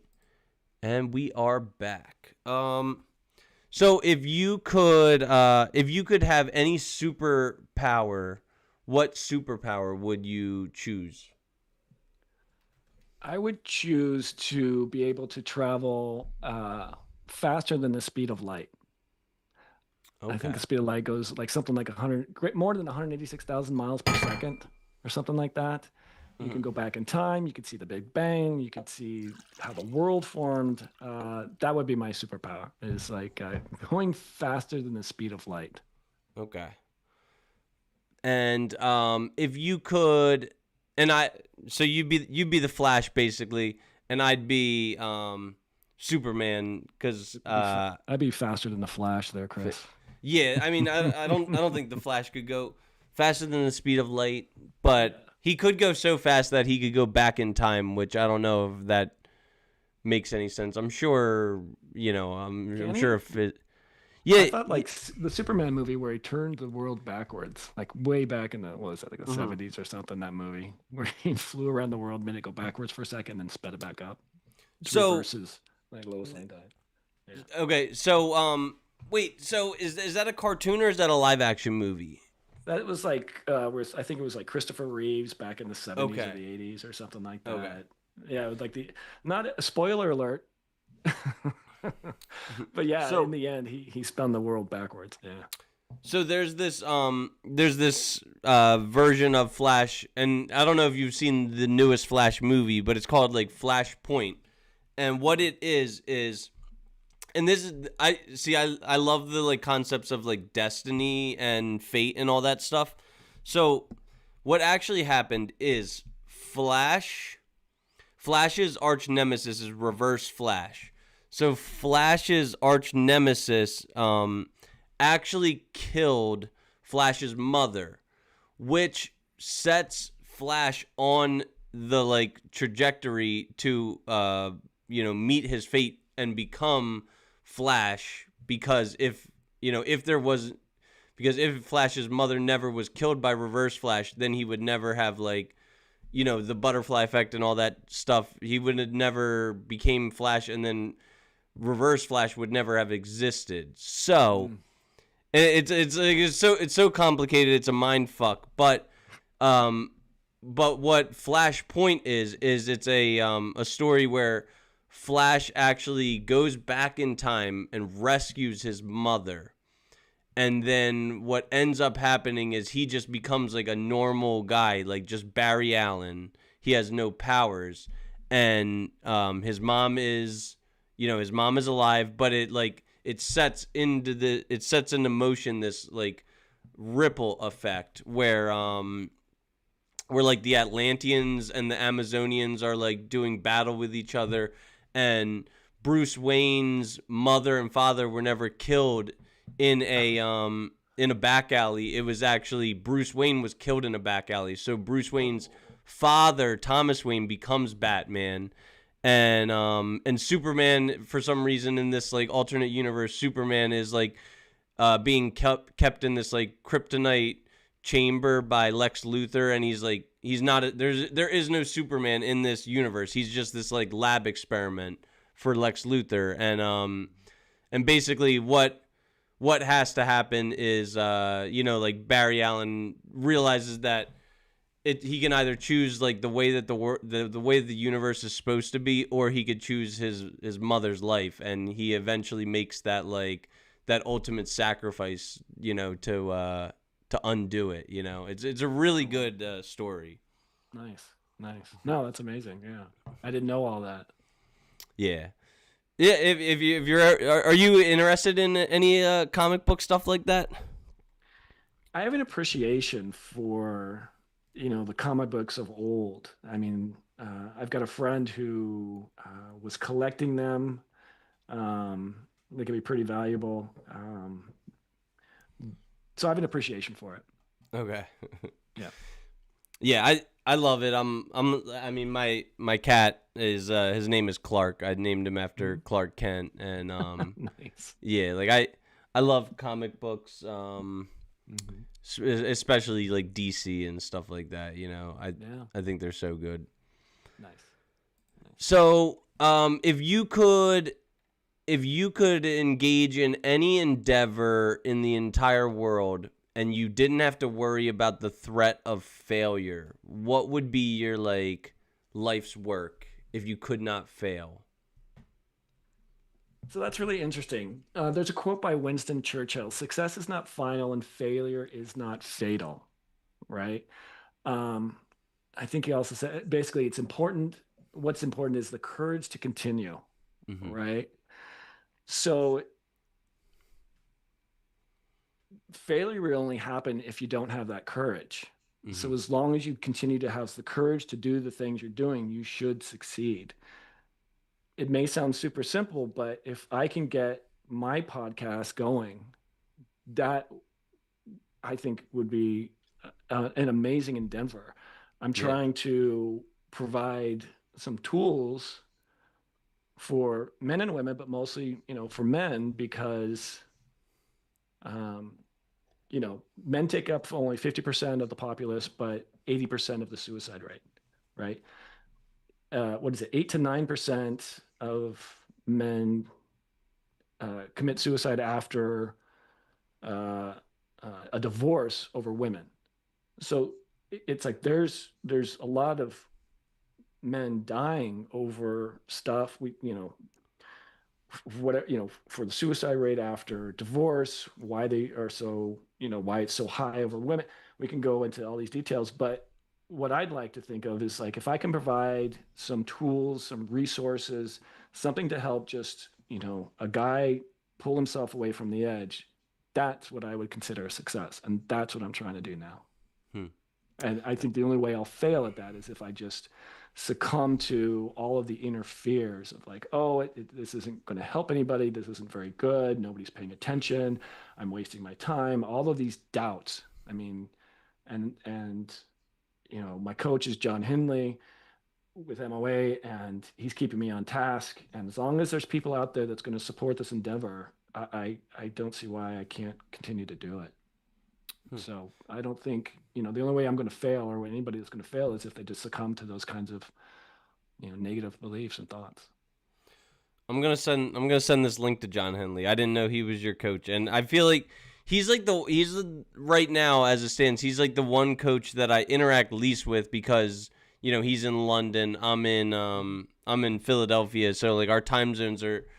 We're literally like the owl and the woodpecker. Like when one's trying to sleep, the other is like making all their noise. So Yeah, my meetings with him are at 6:30 in the morning Seattle time, and it's like really, his 2:30 afternoon. Yeah, and I'm like, I'm gonna make it work, man. huh? Hold me accountable. Let's make it work, and it's been doing really good. He's been a great coach. That's awesome. Yeah. And are you do you post your episode links in the school server? I haven't yet. I saw that you've been doing that, and I think I'm going to follow up with that. Like I You said, with my should. producer, we've got about four or five recordings, including Michael's, that we got to put out there. It's been getting some platforms set up. It's been getting, it's also coordinating with him to, how frequent, how often. We're getting all that kind of ironed out, and things are going to start being put out there slowly. I'm trying to work on getting, more guests on, scheduling more guests, all that kind of good stuff. So I'm just trying to do it right. Make sure the content is getting out there, make sure we can get out and get it out in a way that's going to be efficient. And The way I was doing it before wasn't really.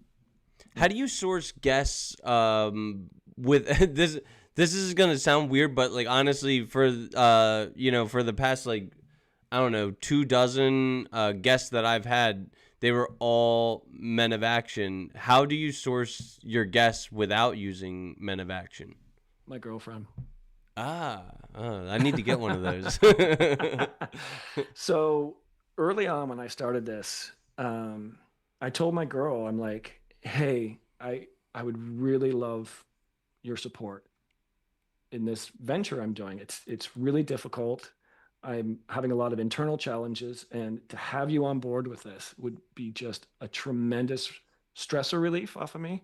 But Mhm. also to have that support from my girl is just going to make me just love her that much. I'm like, this is fabulous.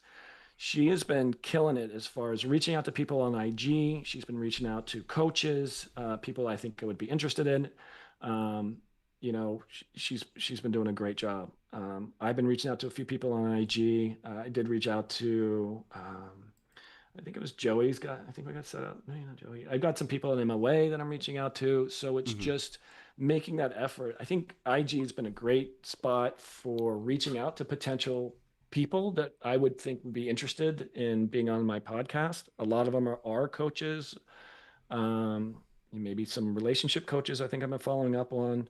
Um, my girl gives me like a breakdown of. I'm like, why do you think this person is going to be good on my podcast? And she gives me kind of. It's not like I'm like, submit this form to me so I understand why you're recruiting this person. It's more like we have a discussion. It's like, so why do you think? And then she like tell me, well, they do this and this and this, and this is how, they've created their following, blah blah blah blah, and it's been really good.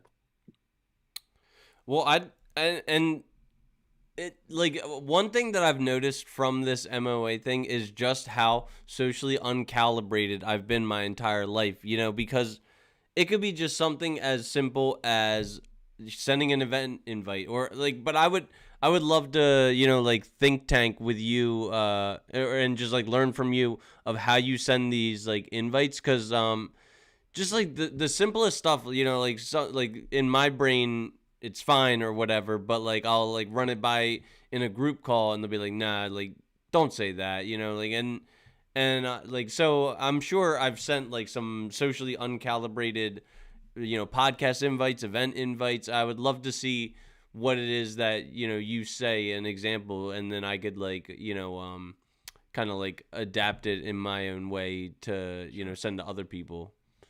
Yeah, I think part of what she's doing and helping me out, just she's a go-getter. She goes after stuff, and that she's Mhm. like, I can really help you do this stuff. I mean, it helped me tremendously. And we just set up a system on how to recruit. I've been trying to recruit some people too, and it's been some success. There's other platforms we can talk offline about how to get that going, and I can give you some suggestions. Yeah, All right, that'd yeah, be great. yeah. But I think you're doing really good. Yeah, yeah, yeah. I just finally booked, my I'm doing something similar to you. You said you're doing your next episode is going to be with your girlfriend and all her friends. I'm doing something similar at the end of the month. Yeah, but last night we went out to a it was a party called Sexy Nerds, and so I just Bunch of astronauts hanging out there. Female astronauts, Chris. Well, that's what I thought it was good. I just put on some glasses like yours, like the thick black glasses, and just dress in a sweater vest, and I'm like, yeah, I look nerdy. I get there, there's like people are dressed up like superheroes, people are dressed up like Dragon Ball Z characters. It was basically like going to a Comic-Con with in a nightclub, and it was a lot of fun, but yeah, it was one of the few times in my life where I'm not properly dressed for the occasion. I would say, Chris, you're probably being too hard on yourself. Oh yeah, I'm sure. Yeah. So I don't know. I would suggest talking to the coaches or even if you can talk to Michael about what do you do in these kinds of instances, because I think. And again, I'm going to keep saying this until someone corrects me. Someone please call me out if I'm wrong, but I think Michael showed up to some Halloween party, or maybe it was even like a Harry Potter Halloween party or something. All he had were dressed in black, and his glasses just had tape right here. Like he was a nerd. He's like, I'm the nerd. Boom, that's it. He's like, I'm just a nerd, and this is all he had. Everyone else probably just dressed up, however they wanted to do it. But he's like, keeping it short and sweet, keeping it simple. Let's just yeah, I'm a nerd. Yep. And doesn't pay no mind about anybody else. Don't worry about so much about what other people think. Just do the best you can to enjoy it. And if people are like, what are you supposed to be? You go, I'm just like this really nerdy guy that doesn't know how to dress. Who gives a shit? Yeah. I mean, I think you're doing fine. You're probably just way too hard on yourself. Yeah, you're Don't right. think so much. Yeah. I will not give a fuck about what other people think about me, and it will cause them to obsess over me. What is that? There's that book. What is it called? I think it's The Subtle Art of Not Giving a Fuck. Yes. Yeah. Yes. Okay. Yeah. He talks about that, and I suffer from the same problem, Chris. I think way too much about what other people might be thinking, and that's part of the back and forth I got going on in my head putting the podcast out, and it's just it's a inner battle to where it's like, is somebody else's opinion does it really matter? You're still there, you're having a great time, and that's all that really matters. Is like you're enjoying the people you're with, and if someone wants to give you a hard time, you can just be like, yeah, this is as good as it gets, man. I got my nerdy glasses on, and I'm wearing this, and this is it, man. Yeah. And if they're like trying to critique you on you're not nerdy enough, what are they doing? What are they doing? Like, you're really, Chris, you're really not dressing like a nerd. Like, really? I didn't know that was a thing. But okay, Yeah, well, yeah, but I did at least find one girl from that nightclub, and what was she? Yeah, she wasn't. Come to think of it, she wasn't dressed up as anything. All the people that I was with were not dressed up as anything. But See?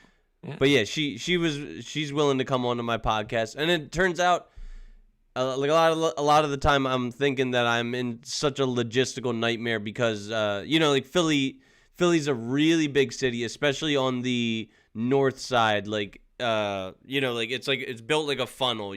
South Philly's this little tiny area, and then Center City's this little tiny area, and then North Philly's just this gigantic wide area. And so I live up above North Philly, and so for me to get into the city is like a 45-minute drive with no traffic, and then if there's traffic, it's an hour. It could be longer. But it turns out. So is Philly like your only destination that you can go to go meet people? No, there's like Trenton. I'm actually closer to Trenton, New Jersey than I am to Philadelphia, the inner city of Philadelphia. But there's Princeton, New Jersey, which is like a little bit of a high class Ivy League university, which I don't know. I don't know if my my vibe necessarily jives with that, but like there's this one bar, and it's like it's a picture on my grid of like me, standing in front of like a bookcase, like reading a book, and like everyone loves that picture. That was taken at the Princeton Graduate, which is a beautiful hotel, guys. If you ever are going to be in Princeton, New Jersey, go to the Graduate. It's awesome. The staff there is really cool, and it's a good a good place to get a bite to eat and have a drink. Have you thought about pulling like a Jack Dawson up there? Be the fun guy, be the guy that doesn't give a shit, hang out with all of the hobnobbies and stuff, and just show them that you're the good time. Be the guy that's going to be the good time. I'll let your coach talk about that one, but that's pretty important.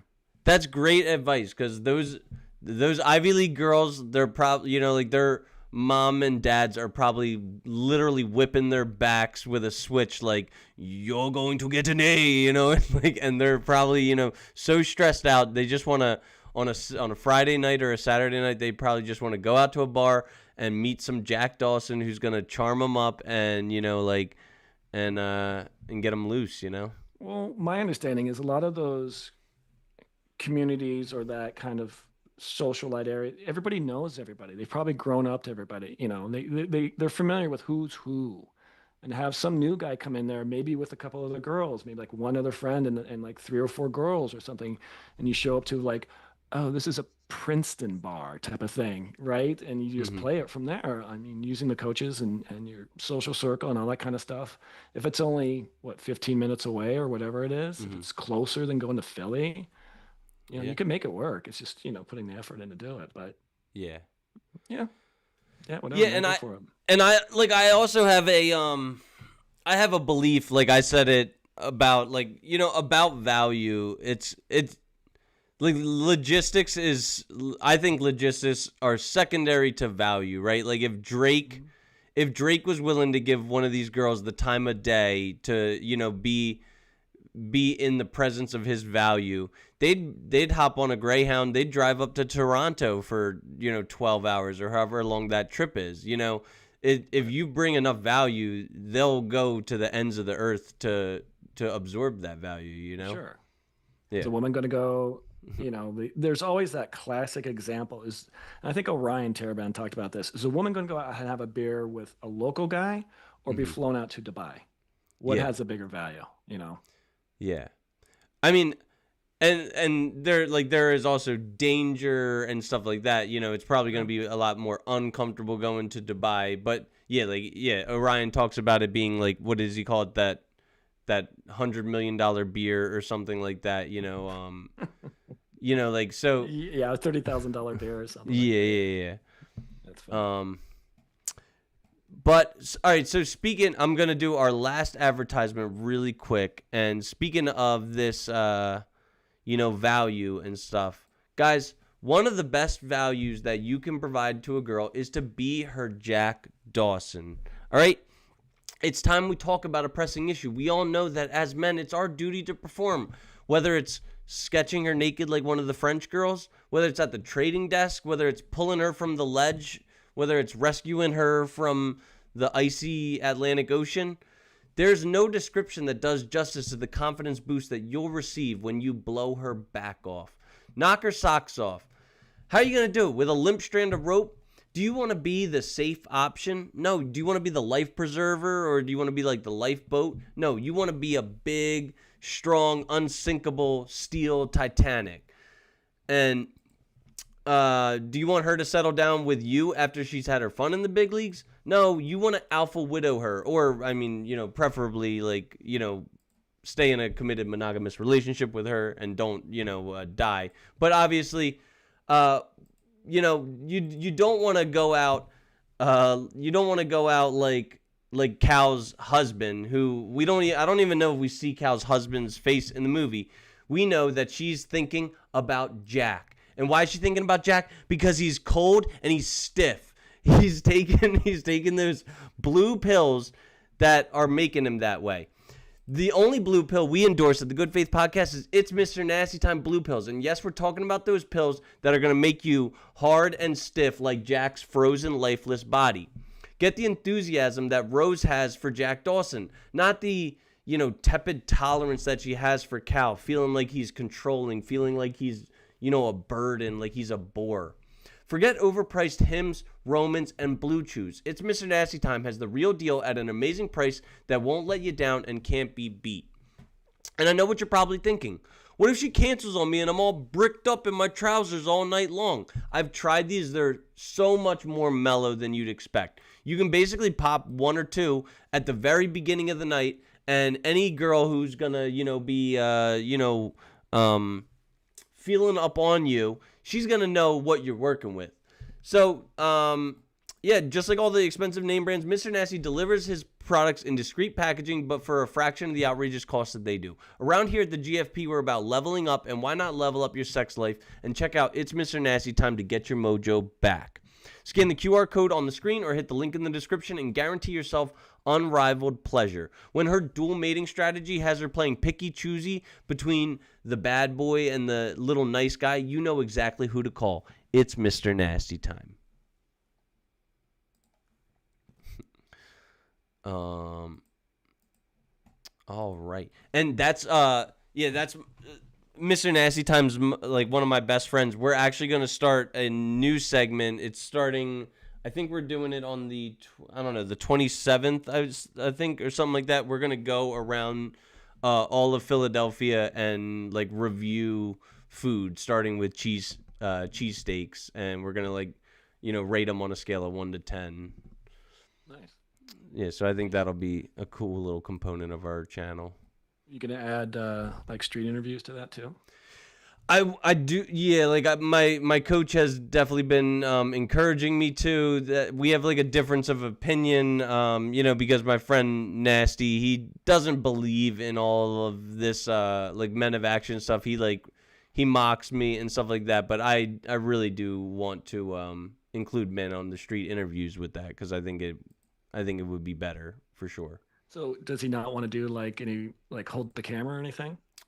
Well, I got a tripod, so we don't need to worry about holding the camera, and like he wants to keep it. He wants to keep it mostly about the food and about our critique of the like culinary experience.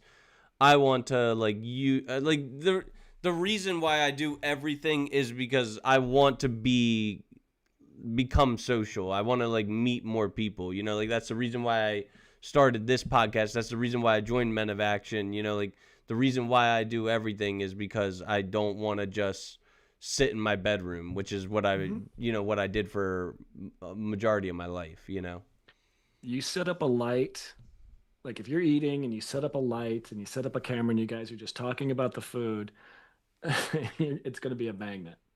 Yeah. Big light, what's going on over there? What is that? Who is that? Yeah. No, I want to see those. I'm looking forward to seeing those clips when they start coming out. I think it's going to be cool. Well, yeah, pay attention for, let me just make sure. I have it on my calendar. I want to say the 27th of the 27th of September. We're going to Delisandro's Steaks, and I think the other place is called like Chubby's, and we're going to compare which one we like better. Yeah. Cool. So we're getting close. It's about time to wrap it up. Could you, if you would, share your closing gratitude with someone? And it doesn't necessarily have to be with me. It could be with anyone in the world that you want to, like shout out. Well, I appreciate you having me on your podcast, and you said some really kind things earlier, and I really do appreciate that.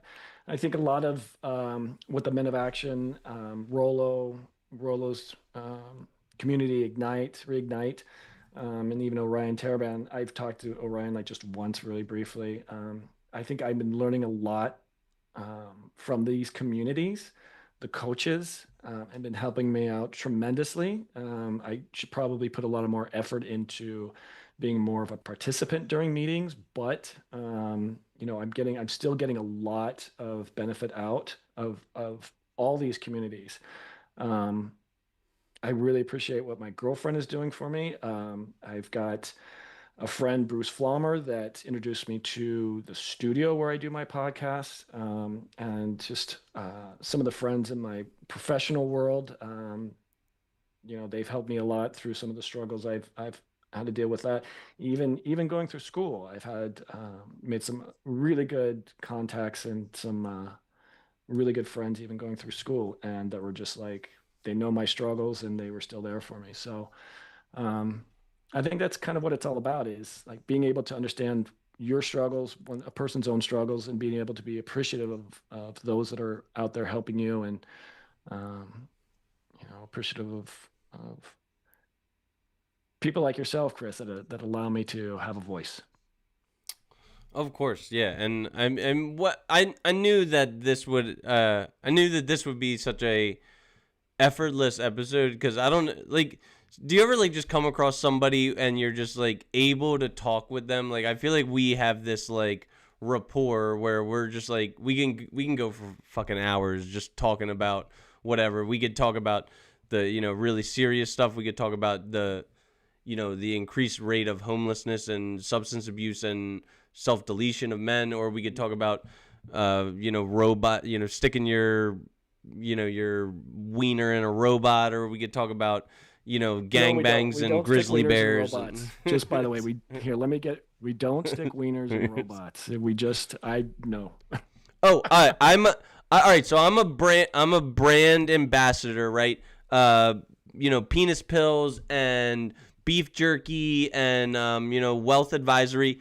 If there is a manufacturer of a sex robot and you want me to endorse it on the podcast, pay me some money, and I would absolutely love to stick my my wiener in a robot. Oh my God, Chris. Oh, you did not just do that, man. Oh, you're an MOA, bro. You don't need to use a robot. You're an MOA, man. Your coach is going, dude, don't. Your coach. I expect your coach to rip you a new one now. You don't need a robot. You don't need a robot, Chris. I'll have to make this a short, or maybe we could just keep it a secret, and I won't show. Hey, that's up to you, man. But I'm telling your coach right now. I'm like, if you don't talk to him, I will. I'm like, holy shit, Chris, don't do a robot. You're too good for that. Your social circle will improve. You just gotta go out there. Who was it? There was somebody, and they were going out there and they were just doing it. I thought it was a guy in MLA, but it was the struggle. Just a struggle to go out there. It was really hard. And I know, I personally, I struggle with it myself, but it's just doing it. And if you have people that you can confide in afterwards or during that time, they become, that's why the MOA is a bit of a brotherhood. We have these struggles and we're able to lean on each other. Yeah. And rather than going, dude, you suck. What the hell is your problem? Why didn't you get her? She didn't even get her number. She rejected you, brah. It's more of like, yep, well, here's what you can do next time. Yeah. And it's just re-exposure and just practice. And it's hard. It's really, really hard. But once you get it down, you've seen results. There's so many guys that have just become very successful with it. You've seen visual evidence of it. It's just all about just, continuing to put yourself in that uncomfortable position. And, always, as long as you're not hurting anybody, as long as you're not doing anything to be disingenuous, you're not misleading anybody, you're not lying to anybody, you're not cheating anybody, you're not stealing from anybody. You're learning behaviors, the inner dynamic social behaviors of people. You'll succeed, man. Just keep at it. Yeah, I can't wait. And all right, so hey, I'm gonna encourage you, and I'm actually gonna request this of you, and I say this at the end of every episode, and you can feel free to tell me to go fuck myself, but I'm gonna ask that you promote the ever living fuck out of this episode. So show it to your girlfriends, show it to your girlfriend's friends, show it to your friends. Send it to everyone, and hopefully this channel will grow, and hopefully your channel will grow also, because I'm gonna put your your YouTube channel and your Instagram in the description. I appreciate that. Yeah, so like just I'm gonna ask you to please send this link to anyone who you think would enjoy this episode. 100%. And yeah. if there's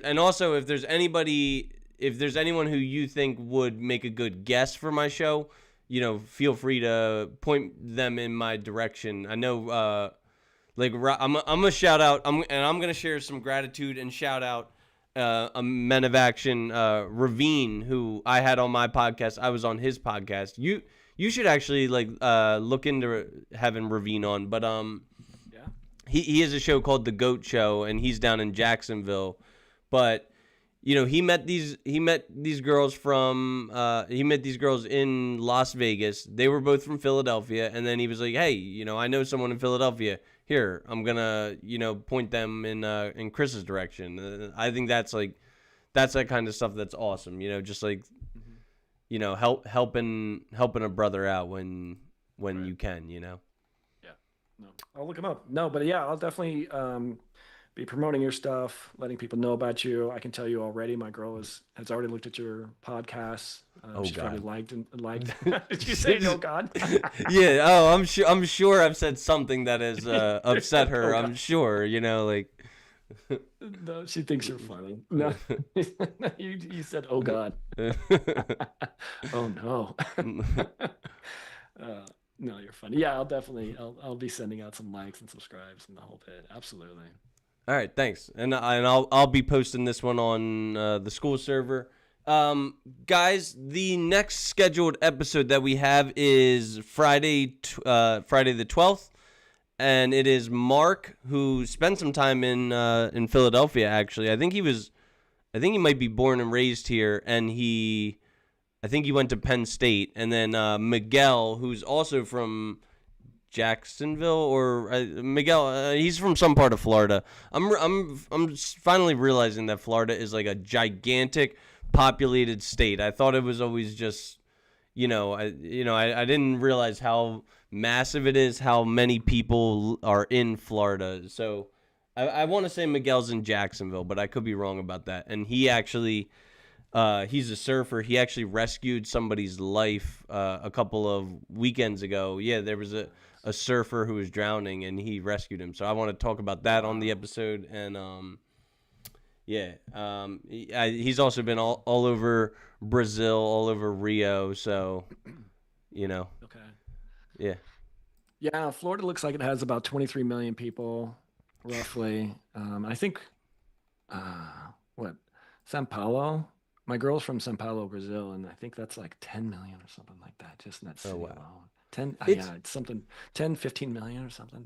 It's crazy. It's crazy because Kareem is in Mexico City. I think the population of Mexico City is like 23 million or something crazy like that. It's the most populated city in North America, and I always just thought that New York City was the biggest city of all time. I thought New York City and Tokyo, Right. but I didn't realize there was, So Sao Paulo has the metropolitan area as 20, just under 23 million people. Wow. The city proper has 12 million residents. Okay. Yeah. That's crazy. It's crazy big. Yeah, it's crazy big. Yeah, because Philadelphia, I know, I have an interest in these populations and stuff like that. Philadelphia has been the exact same population my entire life. It's always been 1 million, 1.1 million, 1.2 million, and cities like Phoenix, Houston, Dallas, San Diego, San Francisco, cities in the Southwest have just had these population booms, while cities like Philadelphia in the Northeast are just cold and rainy, and nobody wants to come here. It's pretty funny, but yeah, let's talk offline down the road about what I can do to help you get guests. All right, that sounds great. I got a few ideas for you, and yeah, I think by you going out and doing some restaurant reviews or something, if you just have a big light and stuff. Yeah. We do a podcast, blah blah blah. That'll generate interest in itself. But yeah, we can talk about it later. Yeah. All right. Well, hey, thank you once again. You've been an amazing guest as always, and I'm sure this episode will do great because, and I just wanted to extend my overwhelming gratitude for you, and I wish you nothing but the best in all of your future endeavors. I'm sure your channel, it's only a matter of time before you hit that tipping point and you go viral as well. No, I appreciate the kind words, and I'm going to keep an eye out for you, and I'm expecting the same. And by the way, Chris, no sex bots, or I'm going to come out to Philadelphia and beat the shit out of you. All right. None of that. You're too good for that. You've got an MOA coach that's going to help you with that. Come on, buddy. All right. All right. Well, no, thank you for having me on, Chris. I really appreciate it. This was great. All right. See you, Glenn. I'm gonna wrap up now. You can stay on if you want. We could talk after the episode. I'm gonna just go into our outro now. So, where's my script? All right. Once again, we want to humbly thank our listeners and pay them ample gratitude for their patronage. Without you guys, we wouldn't be able to have such a high quality interactive show. So thank you, audience. I'd like to take this time to remind all of our listeners that we're spreading like a virus. The Good Faith Podcast is now on YouTube Live and Twitch, and it's on Apple Podcasts, Pandora, Spotify, RSS.com, Amazon Music, Samsung Podcasts, Listen Notes, iHeartRadio, and on Patreon. On Patreon, where we're going to build additional value for the multiple tiers of donor with special content, super chat priority, VIP in-person meetings. We do value your attention, so thank you for quieting your TikTok brain for the last 2 hours. This is a reminder. If you feel you got any value from our show, it takes basically zero extra work to like, subscribe, hit the notification bell. It'll move us closer to our goal of having thousands of subscribers, which will bump us up in the algorithm. It'll expose us to more potential listeners. If you guys want to share us with more of your friends, we would be absolutely delighted to extend our outreach. The quickest way for us to broaden our exposure is for you listeners to each share us with one friend. We appreciate it from the bottom of our hearts. If you live in the greater Philadelphia area, you want to come on the show, reach me in an Instagram DM at Christopher Bulick. And nowadays I got this like Zoom, I got a year subscription to Zoom. I'm going to renew it. I have this stuff mastered through OBS. So like literally if you live anywhere in the world and we can figure out a time that is free for both of us, reach me in an Instagram DM at Christopher Bulick. The Patreon link's in the description. All proceeds will go towards rent, food, electricity, new computer equipment to improve our general show quality, and Clark's medical expenses. There it is. It's beautiful. Take your hat off, boy. That's $1 bill. Money, please. Oh, no, there's no money. Oh, my bad. No problem. Seriously, my cat's an epileptic, and I need to give him phenobarbital 2 times per day. If I don't, he will seize and perish. And if that happens because you didn't give me money for the medication, his blood is on your hands. To all of our faithful audience, we wish you a wonderful weekend, a happy and healthy lifestyle. To all of you, we bid you goodbye.